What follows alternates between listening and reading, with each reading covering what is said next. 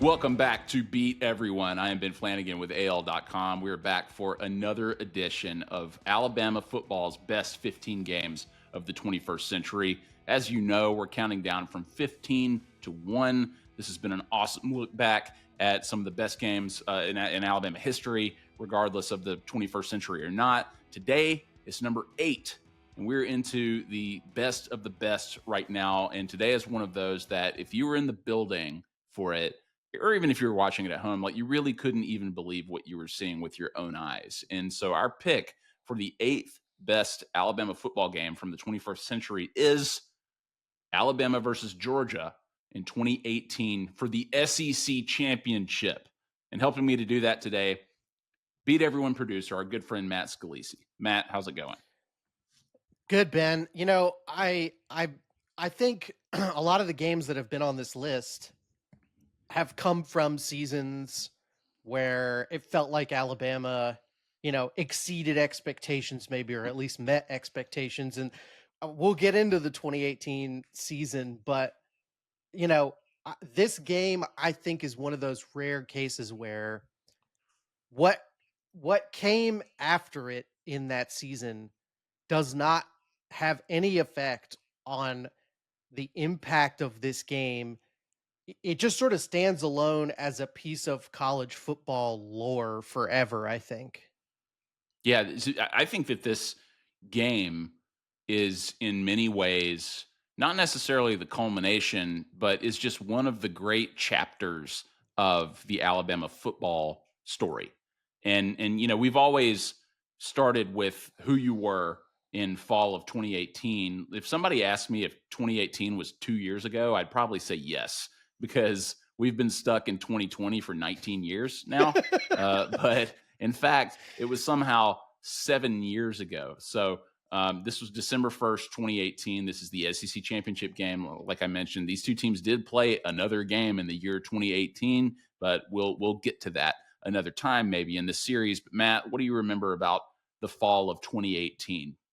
Well, it was a weird year generally because you come into the season and obviously the big story, bigger than we can even imagine right now for anything in college football, was this quarterback controversy between Jalen Hurts, who had been almost entirely flawless for his entire career at Alabama. I mean, look, he wasn't a perfect quarterback, but his win-loss record was really tough to criticize.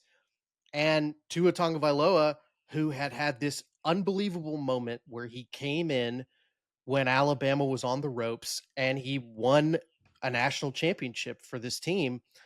And it felt like the momentum was undeniable for Tua. It felt like this was a phenomenon that wasn't going to be stopped. And I mean, it's such an extraordinary thing that Jalen Hurts decided to still be a part of this team and really take an important leadership role, even though he wasn't going to be the guy out there taking most of the snaps during the season. I don't know that there's a lot of people who've ever been in the situation he's been in. I mean, I think I can confidently say nobody's ever been in that situation before. There's no roadmap to handling it. And Jalen seems to have done everything right along the way, leading up to that SEC championship game. So this was Nick Saban's 12th season as the Alabama head coach, easily one of his best in Tuscaloosa, just a dominant year pretty much from start to finish until postseason play. We'll get into why. And Matt, I mean, to really understand this season and ultimately this game, we've got to go back to 2017 for a minute. And Alabama is undefeated in 2017 going into the Iron Bowl with sophomore Jalen Hurts in his second year as the starting quarterback, and also on the roster is true freshman phenom Tua Tagavailoa. And as you just said, Jalen Hurts is really effective at winning a lot of games, but there were concerns about his development as a downfield passer, right? And we catch brief glimpses of Tua in garbage time throughout the season, and people seem to pretty much unanimously believe that Tua is the future of the position in Tuscaloosa because he's the type of talented downfield passer that Nick Saban has never had up to this point with respect to a lot of the great quarterbacks that had already played during his tenure as coach. But Jalen's struggles really begin to sort of rear their head in the Iron Bowl, where he goes 12 for 22 for 112 yards and a 26-14 loss. Fans call this the Iron Bowl that didn't matter, right? Obviously, because because even after not winning the division or appearing in the SEC title game, Alabama makes the four-team college football playoff, and they get a rematch against Clemson in the semifinal. And that game is really a defensive slugfest. Alabama's defense is once again loaded. They've got Minka Fitzpatrick and Rashawn Evans, Ronnie Harrison, Tony Brown, Deron Payne, Quinnen Williams. I mean, they show up, they dominate, they hold Clemson to 6 points, but Alabama doesn't really move the ball very well in what could have been a blowout game, quite honestly. Matt, I remember going into this game, there were real rumblings about Tua seeing the field for meaningful snaps for the first time that season, maybe even starting. What do you remember about sort of the boiling point that Alabama was hitting here when we knew that there was a real quarterback controversy happening behind the scenes at maybe the worst possible time? Yeah, I mean, I don't think, if I'm recalling correctly, I don't think there was any controversy during the season. I mean, it's really stabilized. I mean, the lore here is that Jalen Hurts called a meeting during fall camp once it became apparent that Tua was going to be the guy that got the starting job, and Jalen told the team like, "Hey, look, we got to get behind this guy. We're all trying to accomplish the same thing.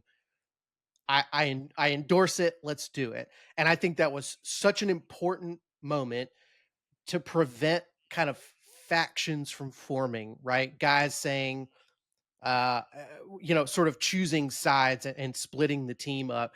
And I think for the most part, throughout the entire season, everybody was cool with that. And obviously, it's easy to feel that way when you're not losing.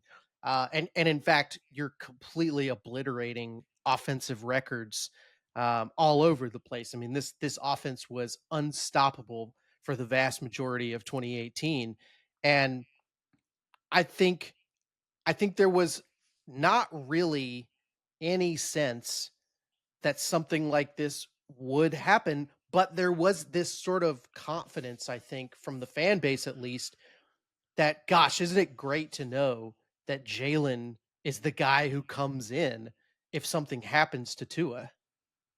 Yeah, absolutely. In the 2018 game, that's obviously the best backup in America for a lot of different reasons. But like sticking with 2017 for just a second, like we won't get into all the details here, but Alabama plays Georgia for the national championship. Jalen plays poorly in the first half. Alabama can't move the ball at all. The national title is slipping away, and Saban makes what is now the famous call to bench Jalen Hurts and put in the freshman Tua Tagavailoa. And we all know Alabama wins the game in overtime, the walk-off touchdown pass to Devontae Smith.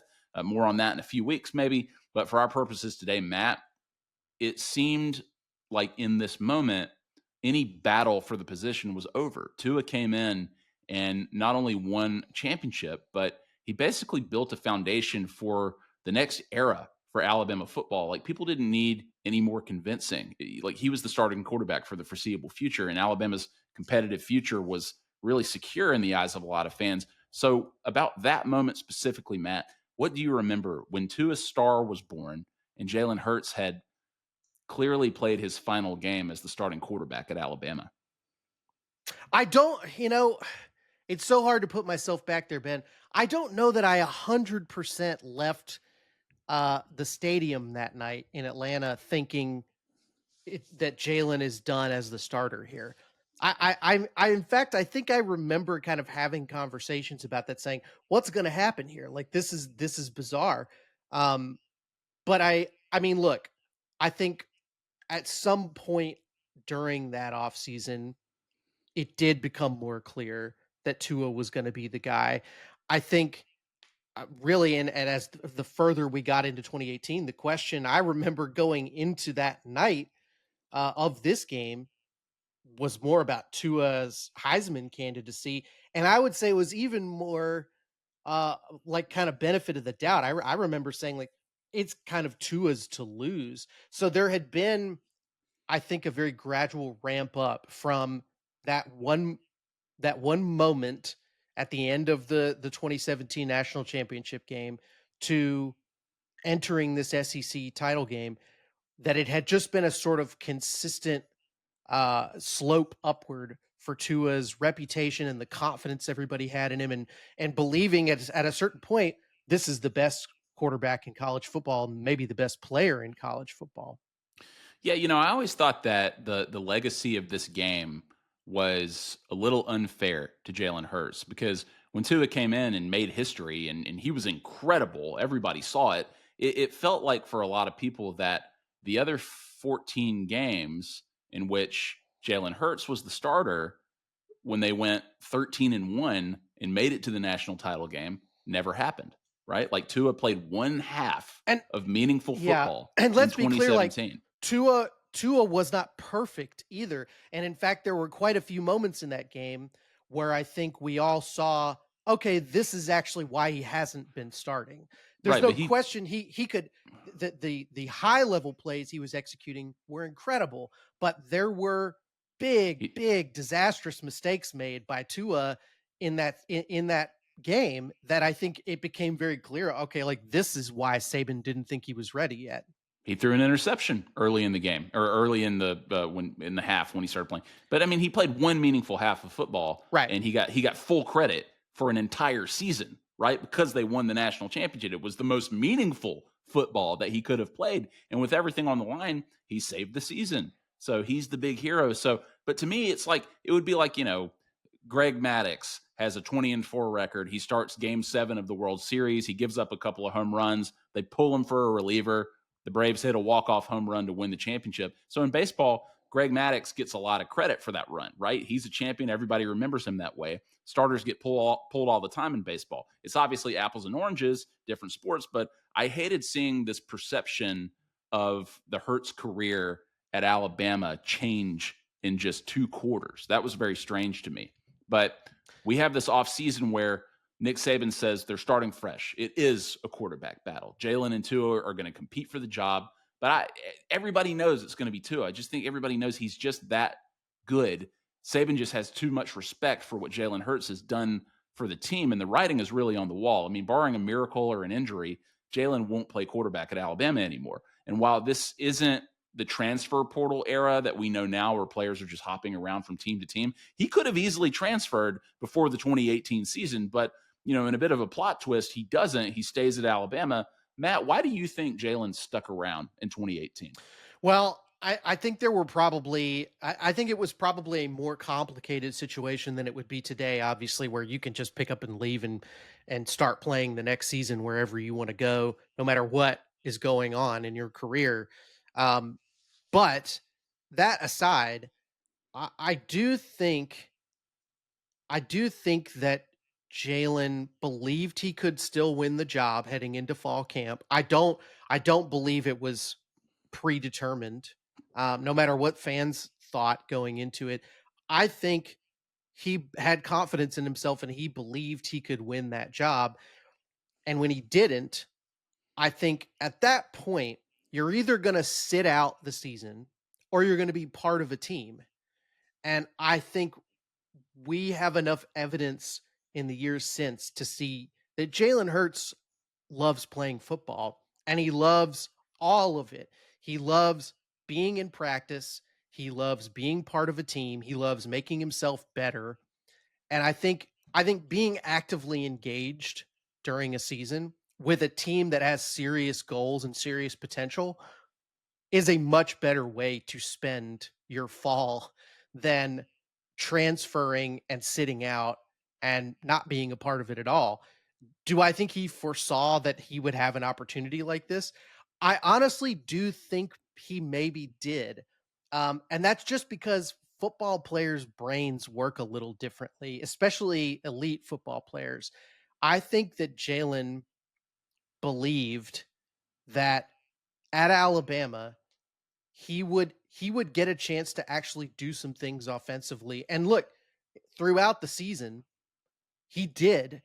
They told him they would build sort of a package of plays for him, and there was at least one play in every game that I can recall that Jalen got to come in and actually run the offense with that whole lineup, that first string offense with him, and he was incredible. And I think he looked like he had clearly improved in that offseason.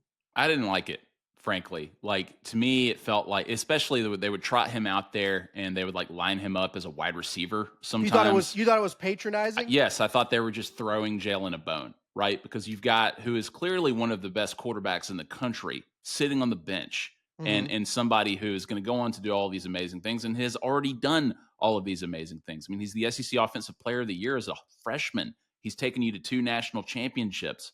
I mean, this guy knows big moments. He can handle, but only one guy can play quarterback realistically, and that's what happens. But I do think that fans were genuinely happy to see him run out on the field when he did. Absolutely. He just didn't get to contribute much to the And you success of eh, that team other than what he was doing behind the scenes, which I'm sure was significant. there's been a lot of revisionist history, I think, from other college football fans and voices who weren't in Tuscaloosa that year. Um, People love to, right? It's somewhat antagonistic that people just love to needle Alabama fans by saying Jalen Hurts. You mean the Oklahoma player Jalen Hurts? Like, here's the thing: Jalen Jalen Hurts was not rejected by Alabama. Were there people who thought that Tua should have the job over him? Were there people who were frustrated with Jalen's lack of development during his first 2 seasons? Absolutely. But make no mistake, when every single time he took the field in 2018, that place went nuts. People had enormous affection for Jalen Hurts. You can say that they it was easier to support him when the whole team's fate wasn't riding on him, but the fan base supported Jalen after a very difficult thing had happened to him in his career. And I do think that's significant. And I think that Jalen appreciates it. And I don't buy that there's this sort of animosity or that Alabama fans rejected Jalen Hurts somehow. I don't think they rejected him. I think that they were fine cutting him loose once they knew they had Tua. Once they saw what they had But in I mean, Tua. that's also like understanding him as a human being and saying, this I mean, of course we don't want this great player to sit on the bench for the rest of his college career. Like, it's best for him to Right. go Well, do it somewhere else. that's why I wouldn't have blamed him had he transferred in 2018 Sure. unless he genuinely thought I can win this job. But when he left in for Oklahoma or wherever he went in 2019, it was like Godspeed, man. Like, you need to go play. You're one of the Mhm. best in the country, and you don't need to be sitting on the bench behind anybody unless it's Tua Tagovailoa potentially. And I But and I think everybody thinks it was the right decision for him, and it was a good move for him. yeah, for sure. Well, look, I mean, Alabama just burns through the 2018 schedule. They open with a 51-14 blowout against Louisville and Orlando, and we see Tua and all these receivers like Jerry Jeudy, Devontae Smith, Henry Ruggs, and Jalen Waddle. The offense is unstoppable. Mike Locksley is the OC. They're putting up 60 points like it's nothing. Tua is just painting the field. He gets pulled at halftime in most games to keep him healthy for the next game, a move that probably ultimately cost him the Heisman, but if but then he obviously shows that he's got ankle issues during the back half of the season. Matt, as brilliant as Tua was, and I think the guy is probably the best quarterback to ever play at Alabama, we know at this point that he's also brittle. Yeah, I mean, I don't know how much we felt that way at the time in 2018, but he as much as I think actually one of the qualities we would have said about him at the time is that he's decently elusive. He's really good at getting away from pressure, and he's got such creative moves on his legs. And that generally seems to be something that keeps quarterbacks healthy. The problem is when you're a little too confident, I think, in your legs, when you run around a little too much. And ultimately, I think that has become something for Tua during his career, is not not wanting to let the play die, always believing that you can turn it into a spectacular play, when sometimes the right thing and the smart thing and the safe thing is to end the play. And you know, that's a huge difference between the two players here. I mean, Jalen Hurts um, didn't always have a spectacular completion percentage, in part because he was very smart about knowing when to end the play and say, this one ain't it. It's not going to work for us. But he also had the advantage at the same time of being a very sturdy, physical, powerful player who was very hard to bring down, very hard to injure, honestly. And so they it's such a fascinating contrast between these two guys. They're such different football players to be two guys that played the same position. Yeah, for sure. I mean, durability was obviously a big factor during Tua's career. More on that in just a minute. Alabama stomps Auburn, and they cruise to the SEC title game, a rematch against Kirby Smart in Georgia. They want revenge. Obviously, Georgia does. The same setting, Mercedes-Benz Stadium, place is rocking, and it's another instant classic. You can go find this on YouTube, the entire game. CBS broadcast it, and there's this incredible pregame package recapping the second 26 moment and setting the stage for this game. They play Phil Collins in the air tonight. And I should note here too, there's a shot of Matt Scalisi on the field during this pregame sequence. I'm not aware of this. You should go back and watch it. We'll let the fans go back and try and spot you. You'll be able to see yourself, Matt. I would look for a newspaper when you're watching it. So Brad Nessler and Gary Danielson, they're on the call with Jamie Erdahl on the sideline. I didn't hear one bit of it live. We were in the building for it. It's a bit of a defensive battle in the first quarter. Tua throws a pick on the first possession. Bad sign early on. They punt back and forth between Georgia. They go up by 7. We see fireworks in the second quarter. Josh Jacobs scores a couple of touchdowns. DeAndre Swift scores a couple of touchdowns too. Alabama pulls within 1 score at halftime. Then it gets dark for Alabama. They go down 2 touchdowns after Riley Ridley, Calvin's brother, scores a touchdown. But late in the quarter, we get one more explosive play from Tua when he hits Jalen Waddle on a short pass, and Waddle does the rest, a 51-yard scamper for a touchdown, and they're within one possession again. And then it happens. With about 11 minutes left in the fourth quarter, Tua goes down. He injures his ankle. He's writhing around in pain. It's clear that he's not coming back in the game. So it doesn't look good for Alabama. And so, Matt, here we are, the big moment. What makes this game so special, the stars align, the roles reverse. Nearly a year after Jalen Hurts is benched in a championship game against Georgia, he is now the backup who has to come in and work a miracle. And being in the building for this, Matt, what I remember more than anything was the tension. The place was loud. The stakes couldn't be higher. And Hurts came into what felt like a truly impossible situation. What do you remember about just the environment that he was thrust into during that fourth quarter?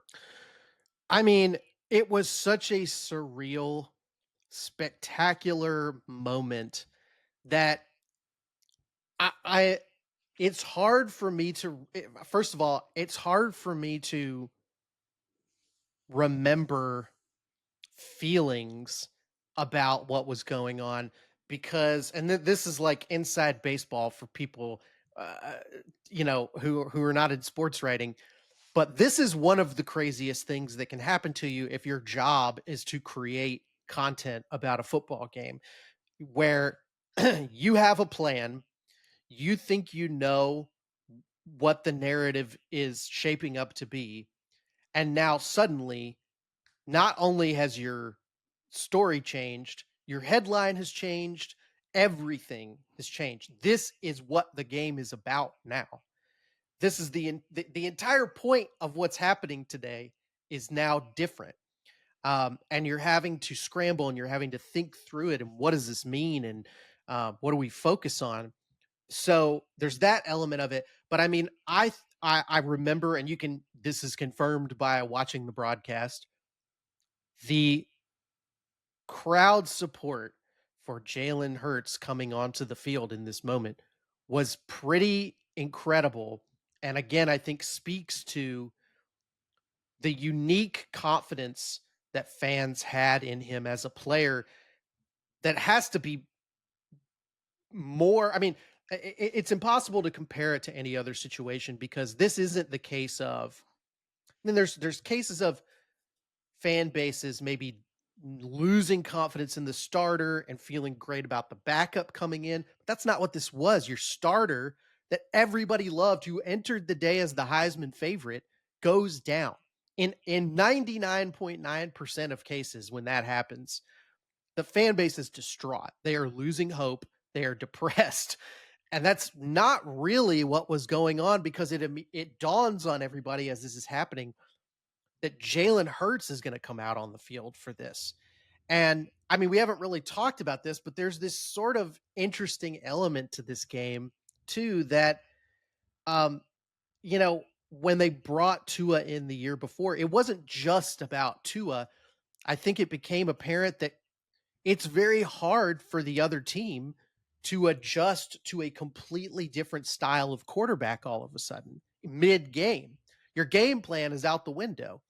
And now the same thing is happening to Kirby Smart, but in reverse, with a different guy. So all of the tactics, all of the specific kind of matchups and formations that you've built your defensive game plan around, it's all out the window. You got to come up with something new on the spot, and it's just not doable in football. It's such a huge disadvantage, especially when the other player that's coming in is so talented. I think Jalen, he didn't need to win Bama fans over or anything, No. but something that he did that I think meant a lot to the fan base was he could have played. I believe the rule at the time was you can play in 4 games. That's And if right. you only play 4 games, you can maintain your eligibility if you do want to transfer somewhere. But Jalen came in the 5th game, and I think it was Louisiana that they played that season.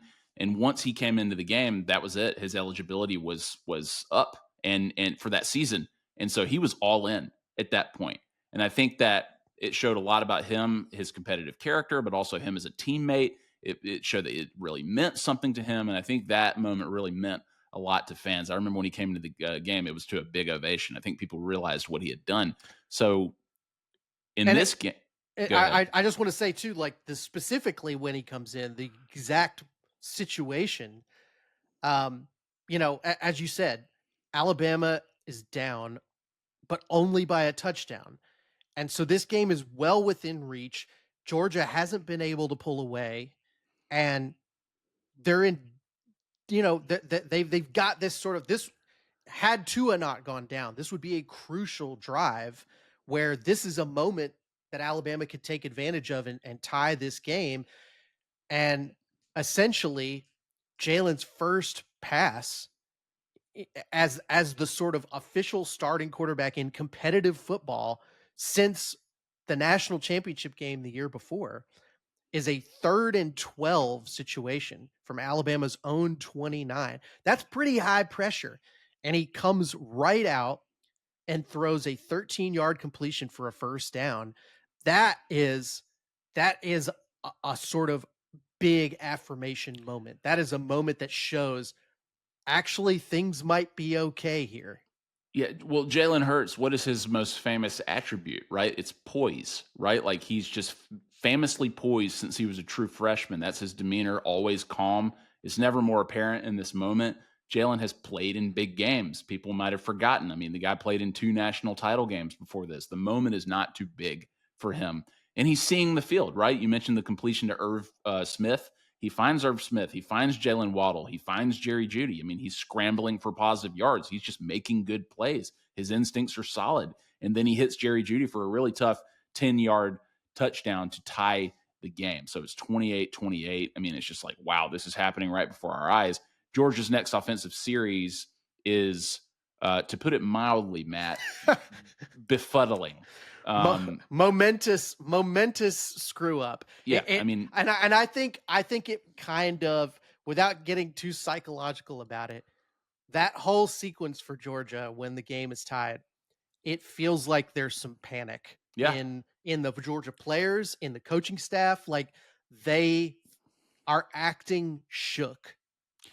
Yeah, they don't know what to do. And suddenly Kirby Smart wants to bring in backup quarterback Justin Fields when Jake Fromm is having a fantastic game, by the It way. really is. And he wants to throw something different in Alabama that confuses them, and it ultimately backfires and it seals their doom, to put it mildly. They make it to the 50-yard line. our guy, friend of the podcast, Shaheem Carter, breaks up a pass on 3rd and long, and then they get into punt formation before faking it with Justin Fields, who has nowhere to go and just gets stuffed by Alabama's starting defensive line. Guys like Raekwon Davis and linebackers like Christian Miller, Anthony Jennings, Quinnen Williams is in there, and they take him down. Alabama's got the ball. Like, I get taking a big swing, but Alabama takes over at midfield. And Matt, this brings us to our next category, and we should just go right into it. The kill shot, right? Like, this is the play, Alabama, where they effectively seal the victory.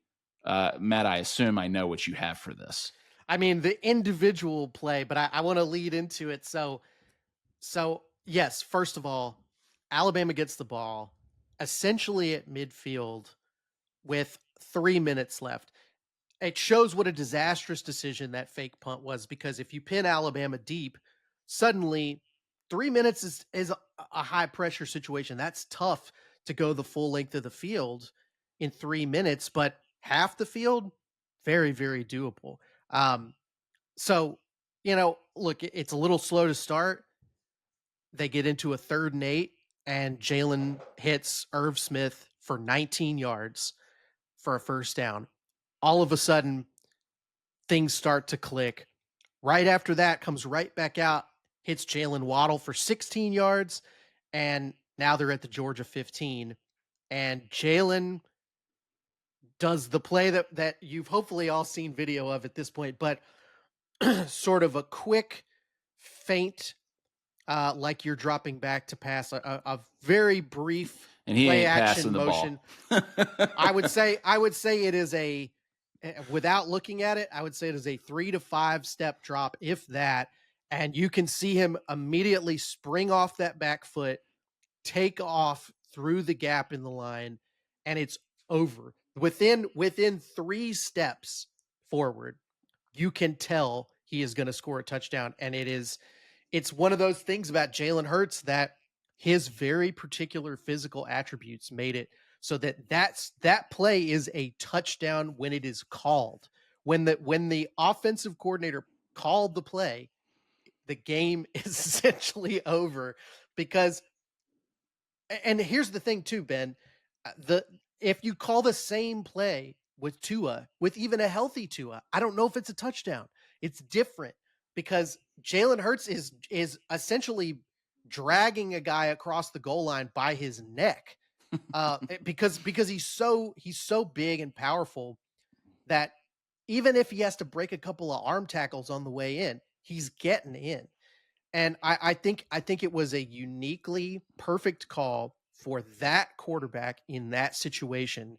And I mean, I don't remember. I don't know if you were near where I was. I was in the end zone, essentially directly where he was running towards for that play. I was standing with our coworker at the time, Wes Seiner, who was filming the game next to me. I'm looking down. I'm seeing his camera getting Jalen doing the Superman pose, and I'm just thinking, it's one of those rare moments where I could kind of step outside of the situation while it was happening and saying, my gosh, this is a huge thing that is happening right now. This is one of the wildest moments of sports, like, narrative that I have ever seen. Yeah, it was almost overwhelming to witness in person. I can't imagine what it was like just to watch it on TV too. This is just the highest caliber of sports drama. And I was right there. I was on the sideline of the end zone. So I was photographing the game, and he just ran right past me. And in the Mercedes-Benz Stadium, when a team at the SEC championship, national championship, whatever, when a team scores a touchdown, they play this train whistle. That's right. And it was so deafeningly loud, compounded with the cheering from the Alabama fans, that it was like it just got into your chest. And you couldn't make up a better story, Matt. I mean, all we talked about leading up to that moment, like, I understand that to some it might seem silly to paint the picture of an underdog, like anybody who's been recruited to play football at Alabama, right? And Jalen was a prized quarterback recruit who played as a true freshman. But if you really paid attention to this saga, you know just how monumental it was. Like, Matt, I mean, can you put that into context for people? I mean, you kind of already have, but I mean, this was just such a moment, man. We've talked about it a few times on the show. Like, I I don't know of another individual athlete's story that has this level of sort of drama and redemption to it. And everything that's happened since has only made it more significant, which is also very rare. A lot of times when guys have a big moment like this, it's cool and you say, "You know what, if nothing else good ever happens for the rest of their life, at least they had that." Well, that's not what happened with Jalen. This becomes an informative moment in and a formational moment in the career of a guy who would go on to become one of the most important football players of his era. I think it's safe to say. He has now taken his NFL team to 2 Super Bowls and won one of them and was the MVP. He is very clearly this is a moment on a timeline where the trajectory starts to take off in a different direction. And it felt important at the time, and it has only become more important since then, I think. I it could have ended that moment, and the story would have been an amazing story, right? Like it was a storybook ending after this game. I thought, where it's just like, wow, his legacy is complete at Alabama, no matter what happens now. But his book just kept adding chapters, like you said. I mean, taking over as the Eagles starter, leading them to the Super Bowl, signing the biggest contract in NFL history, and now he's a champion. He's totally untouchable after all that scrutiny. And Alabama fans, they obviously claim him in a big way now, and they should, because he still claims Alabama. But it got complicated for a while. I'm just glad we're all at a point now where we can just celebrate all of it. And I want to say, and this is kind of a cheesy thing that people always say about players that they like, because you want to believe that the players, that the athletes that you like are good people, because it's a lot easier to cheer for them that way. But people can have a tendency to put blinders on about the best players for their team. Jalen Hurts also, by all accounts, is a deeply good guy. Cares about other people, cares about bigger things than himself in football. To my knowledge, has never been in any kind of trouble, has never made any kind of harmful decisions that affected other people. Um, Holds up other people, champions other people. Um, just as a special guy. I mean, some people just got it. Some people have leadership within them, and it's a very rare quality. I don't think you can quantify it.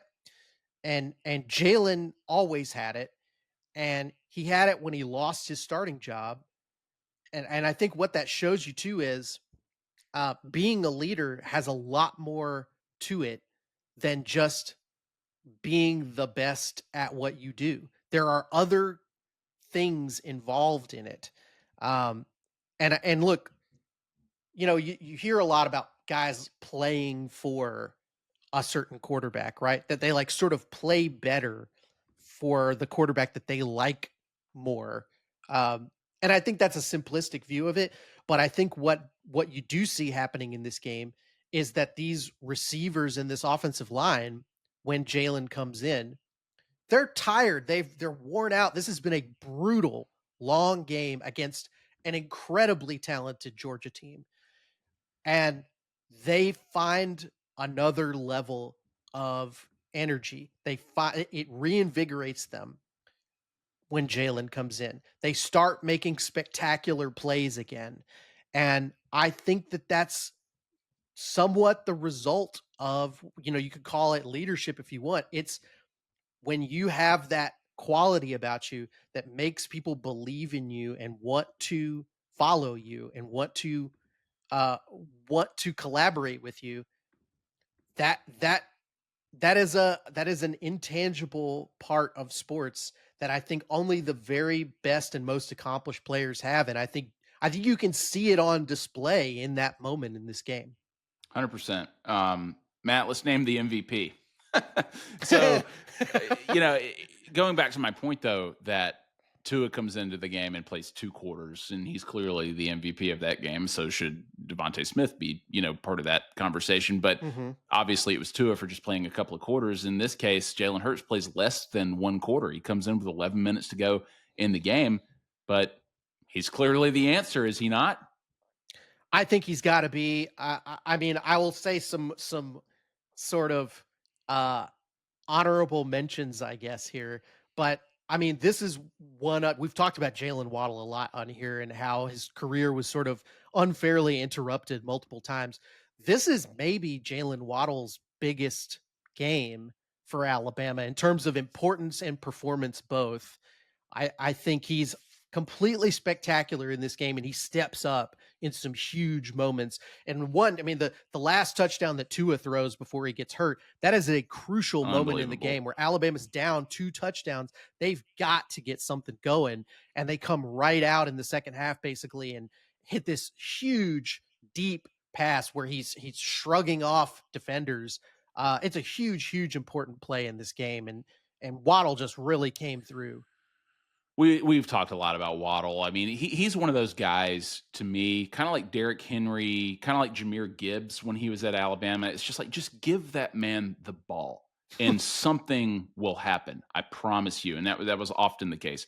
Defensive players deserve some love here too, For because I mean sure. they kept Alabama. They really had to fight, keep Alabama hanging around, and like I said, Jake Fromm was having a good game. Savion Smith led the team in tackles. Quinnen Williams obviously just had a monster season. He was a game wrecker in the game too. Patrick Surtain, Mac Wilson, just to name a few. So Jalen And Hurts, Anthony Jennings has a yep, couple of big time plays like where he's being asked to do a lot. He's having to drop back into pass coverage, and he's coming through. You mentioned Shaheem Carter too, but they were really picking on him in this game, and that happens to a corner sometimes where they say we're going right at this guy. We think he's the weak link, and Shaheem Carter has several drive ending pass breakups in this game that are. I mean, this is a they end up scoring 28 points, but this is a big time performance from this Alabama defense to keep them in the game long enough for all of this to play out on the offensive side for Alabama. absolutely. 35-28 is the final score. So we get to our last category, takeaways. What were the consequences? Does this game look any different with the benefit of history? So after this, Alabama makes the playoff. Tua gets healthy enough to play. He finishes second in the Heisman vote. Kyler Murray wins it.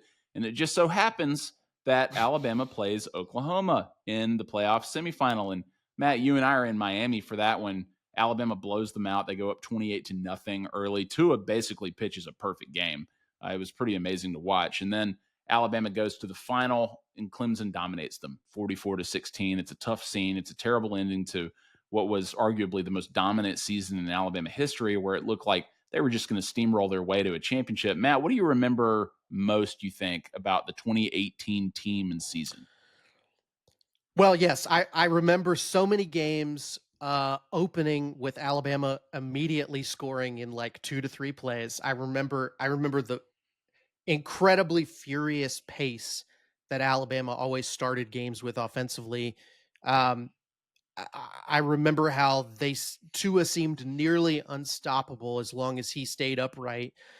The other I think fun side story about this season, and a lot has come out about it lately in some interviews, but Josh Jacobs is sort of a fascinating little thread that runs through this season because this is a team with Najee Harris, with Damian Harris, and Josh Jacobs, and all of these guys are, you know, incredibly talented running backs, guys that had NFL careers ahead of them. And Damian Harris was the starter, but as this season wore on, and I think you can point to this game that we've been talking about today as a very big moment for him.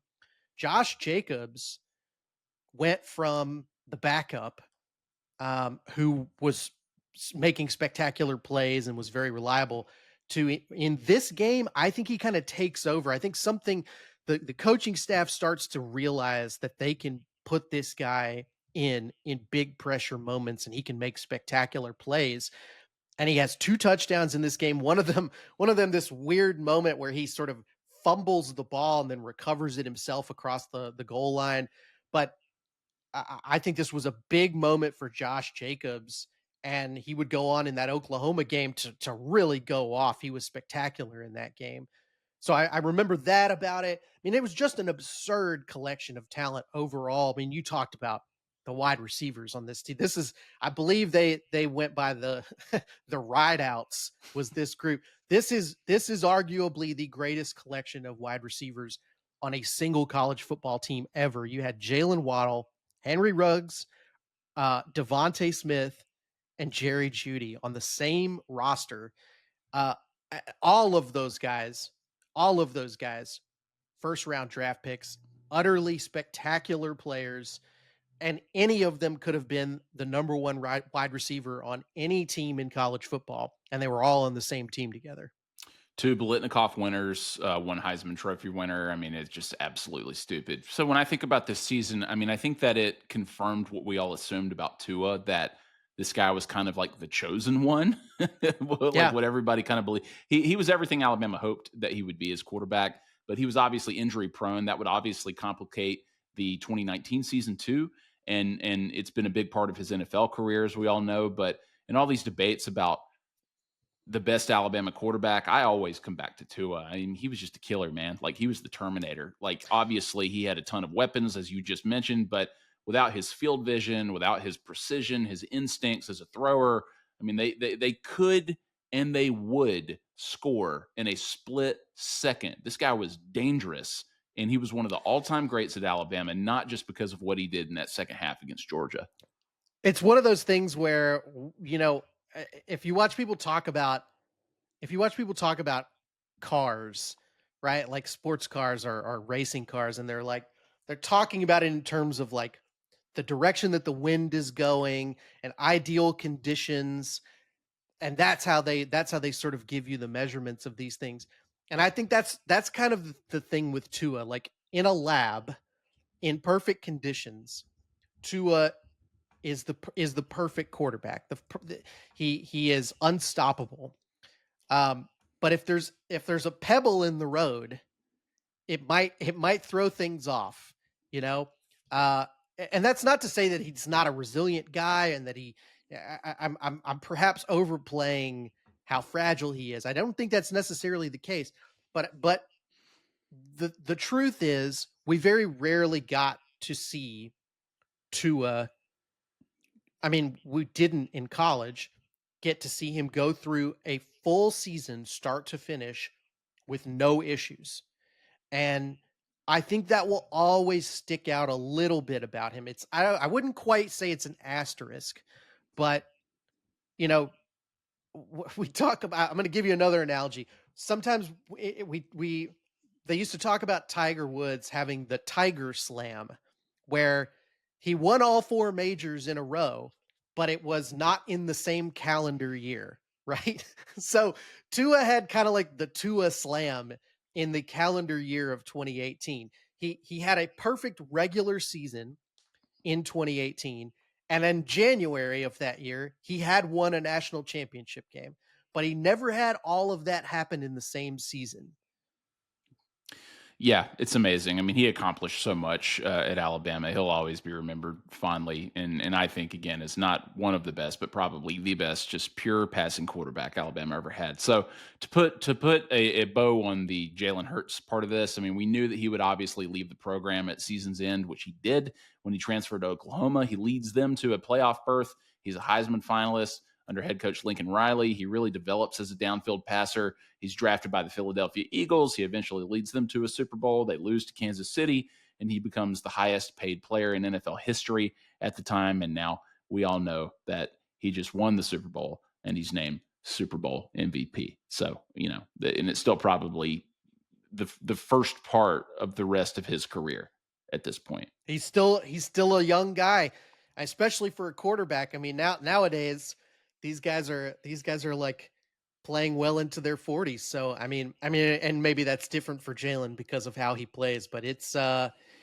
pretty incredible to think, Ben, that you know, this game was 7 years ago now, and so much has happened since then. And yet Jalen Hurts is still a very young guy with a lot of years ahead of him.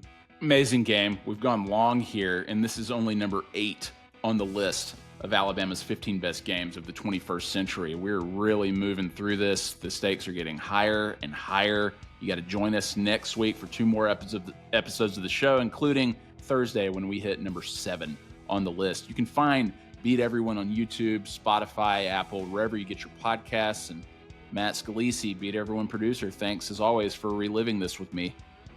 Thanks, Ben. All right, I am Ben Flanagan with AL.com. Thank you for watching and listening. We're going to see you next time.